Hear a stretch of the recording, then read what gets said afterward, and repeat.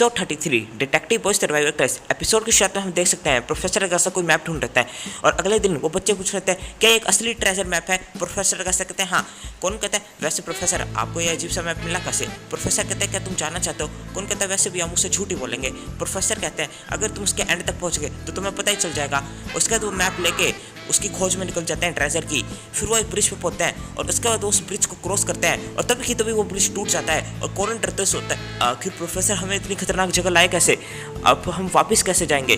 फिर वो उसके दूसरे एंड पे पहुंचते हैं, वहाँ पे कंपास काम नहीं कर रहा होता और वहाँ पे दो आदमी होता है और जैकेट वाला बोलता है आखिर उस इंसान ने यहाँ पे खजाना क्यों छुपाया। दूसरा बोलता है क्योंकि उस इंसान को मिस्ट्रीज पसंद थी। जैकेट वाला बोलता है लेकिन फिर भी उसमें कुछ ज़्यादा ही जुनून था। इस मैप में 5 पेड़ बताए गए हैं लेकिन यहाँ पे तो सिर्फ 4 ही पेड़ हैं।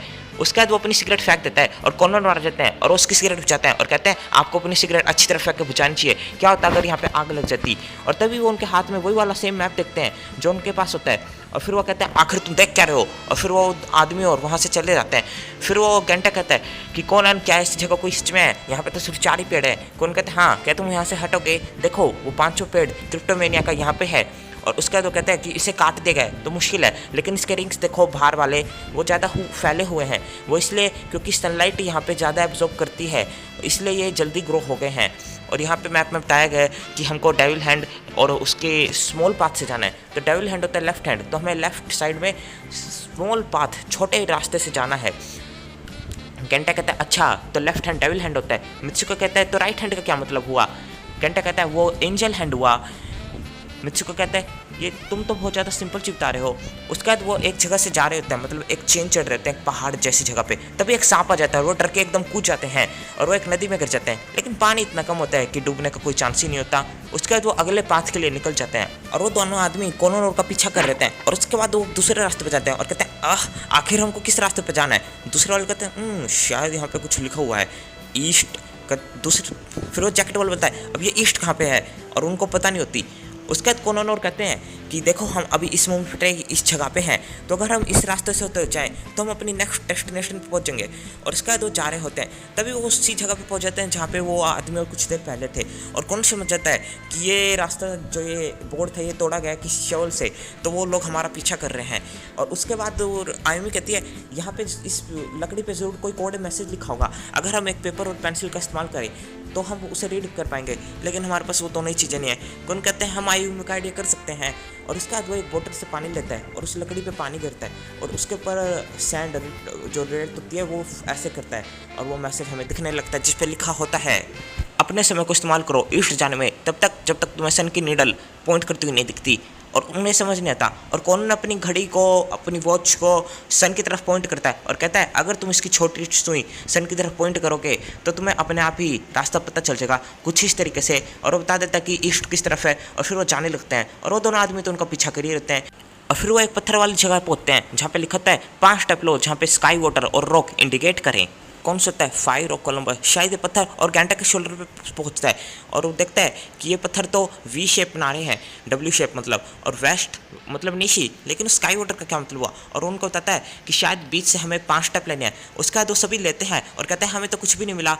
और कौन कहता है हाँ इसका मतलब। और फिर उसके बाद तभी मित्सुको कहीं पे गिर जाता है और वो उनको देखते हैं और मित्सुको कहता है मैं उस पेड़ में फंस गया और तभी कि तभी उस पत्थर से मेरा सिर लगा और मैं गिर गया।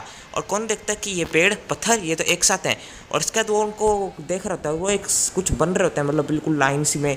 फिर वो एक दूर के पेड़ पर जाके चढ़ के देखता है और वो एकदम कुछ बना होता है एक साइन सा। और कौन समझ जाता है कि तो एक बिग पैर है, मैं समझ गया। फिर उसको वहाँ पे एम दिखता है और कहता है वो पत्थर कोलंबस बना रहा है और कैसे फिर है इसका मतलब वो स्काई वाटर की बात वो पत्थर का इस्तेमाल करके नॉर्थ स्टार की बता रहे हैं। जो नॉर्थ स्टार 5 टाइम मतलब 5 गुना डिस्टेंस पे होता है फ्रॉम 2 स्टार से, जो कि टेल और बिग डीपर होते हैं। बिग डीपर जैसा कि मैंने बताया तो 5 टाइम अगर वो लिंगर इक्वेशन में ट्राइंगल बनाए तो वहाँ पे बॉटम W कैसिपियर एक्सटेंड थ्रू के सेंटर से W स्टार हमको पता चलेगा। उसी का इस्तेमाल करके कोनन वहाँ जगह देखने लगता है। और उसके बाद वो उस गुफा के अंदर आते हैं और तभी वो बैग खोलते हैं और उसमें असलियत में सच में बिल्कुल असली में बहुत सारे हीरे मोती मन का असली का ज्वेलरी खजाना होता है। तभी वो आदमी पीछे से आ जाता है और उसके बाद बोलता है ये मेरा है। और कौन सकता है इसमें कोई शक ही नहीं, ये दोनों वही ज्वेलरी चोर हैं। और उसके बाद कोनन अपनी टॉर्च की लाइट ऑफ कर देता है और बैग को बंद करके अपने शू का इस्तेमाल करके किक करता है जिसमें पहले वाला आदमी बेहोश हो जाता है और यही सेम चीज दूसरे वाले के साथ भी। और वो दोनों बेहोश हो जाते हैं। फिर कोनोन कहीं जाते हैं और वहाँ पे एक और बक्सा होता है, कहता है ये है हमारा असली खजाना। और उसके बाद वो उसे खोल के देखते हैं जिसमें एक पेपर होता है जिस पे लिखा होता है असली खजाना तो वो है जो तुमने यहाँ पे आने तक एक्सपीरियंस किया। तुम शायद पानी में गिरे होगे या फिर तुमने फायर स्टार्ट की होगी ताकि तुम मछली पकड़ सको। तुम सब ने साथ में काम किया और अपनी दोस्ती दिखाई और ये सब बहुत एक वैल्यूबल एक्सपीरियंस है। तुम्हें शायद ये सब चीज़ें अभी पता ना चले, लेकिन ये मेमोरीज एक प्राइसलेस खजाने की तरह बन जाएंगी आगे आने वाले समय में। तो मैं तुम्हें ये विश करता हूँ कि तुम ये खजाना आगे पास कर दो अगर तुम ये कर सको तो। कैंटोर कहते हैं हमें ये समझ नहीं आया, लेकिन ये हमारे लिए मायने नहीं रखता क्योंकि हमें इस चीज़ में मज़ा बहुत आया। और कोनन वहाँ पे एक नाम देखता है जिसको देख के वो हैरान रह जाता है और वो लिखा होता है यूसाकू कूड़ो। और फिर उसको वो प्रोफेसर की बात याद आती है और कौन सोचता है जो ये है वो तो मेरे पापा हैं जो ये लिखते हैं, उनका ही ये का स्टाइल है, पूरी दुनिया में ऐसा और कोई नहीं लिखता। और वो समझ जाता है कि ये खजाना और किसी ने नहीं, मेरे फादर ने ही मेरे लिए बनाया था। और वो सोचता है कि मुझे पहले ही समझ जाना चाहिए था कि ये सारी जो चीज़ें थी ये प्रोफेसर और मेरे पापा ने ही की होंगी। प्रोफेसर पुलिस बुला लेते हैं जब उनको उन चोरों के बारे में पता चलता है। कौन सोचता है कि इन चीज़ों को पहले मैं मजाक समझता था, लेकिन इन चीज़ों में मज़ा आता है भले ही आप किसी उम्र के हो जाएं। 17 साल का होने के बाद भी मैंने इन चीज़ों को काफ़ी मजाक किया। असली खजाना वो ज्वेलरी नहीं थी, असली खजाना तो थे मेरे फादर, और वो खजाना सच में ये एक खजाना था। और उसके बाद यहीं पे होता है हमारा एपिसोड ख़त्म।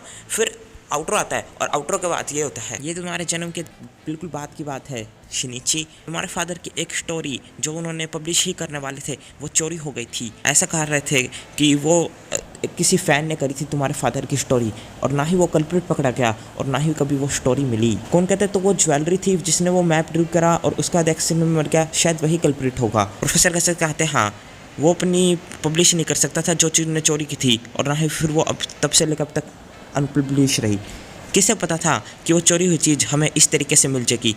और कोनन को फिर वो मिल जाती है जिस पे लिखा होता है कूड़ो यूसाकू, और वो लिखी होती है उसके बेटे के लिए उसके फादर ने, टू माय सन शिनिची। और यहीं पे होता है हमारा ये एपिसोड पूरी तरह खत्म। तो कैसे बताना वीडियो कैसी लगी, वीडियो पसंद है तो लाइक कर देना, शेयर कर देना, सब्सक्राइब करो मेरे चैनल को, बेल आइकन दो, कमेंट कर बताओ कैसी लगी, कैसे इंप्रूव करें, पूरी वीडियो देख लो उसका शुक्रिया आभार। Thanks for watching, keep loving, keep supporting.